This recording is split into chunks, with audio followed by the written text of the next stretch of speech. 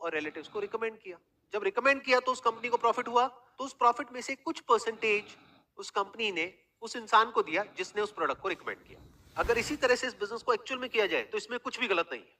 लेकिन अगर एक कंपनी के जो डायरेक्ट सेलर्स हैं वो उस कंपनी के प्रोडक्ट के बारे में तो कोई बात ही नहीं कर रहे हैं, वो बात कर रहे हैं किसी ऐसे प्रोडक्ट के बारे में जिसका उस कंपनी के प्रोडक्ट से दूर दूर तक कोई कनेक्शन नहीं है। फॉर एग्जाम्पल, वो कंपनी बेच रही है साबुन, तेल, शैम्पू, और वहां पर बात करी जा रही है मर्सिडीज की, बीएमडब्ल्यू की, और उस कंपनी को आगे से आगे जो लोग ज्वाइन कर रहे हैं उनके ज्वाइन करने का मकसद उस कंपनी के प्रोडक्ट्स या सर्विसेज नहीं है, बल्कि पैसा कमाना है। यहां तक कि उनको प्रोडक्ट से कोई लेना देना ही नहीं है। तो ये एक कंप्लीट स्कैम है जिसको गवर्नमेंट ने पूरी तरह से बैन किया हुआ है। और इस स्ट्रक्चर में कुछ लोगों का तो फायदा होता है, बाकी लाखों लोगों के पैसे डूब जाते हैं। मैं आपको एक रियल लाइफ एग्जांपल देता हूं, उससे आप ज्यादा अच्छे से समझ पाएंगे। फॉर एग्जांपल, एक कंपनी है जहां पे 10 लाख लोगों ने ज्वाइन किया हुआ है, उसकी साल की टर्नओवर है 100 करोड़। वहां पे अलग अलग तरह के प्लान्स होते हैं। कहीं पर होता है कि आपको आगे 3 लोगों को ज्वाइन करवाना है, कहीं पर होता है बाइनरी प्लान, यानी कि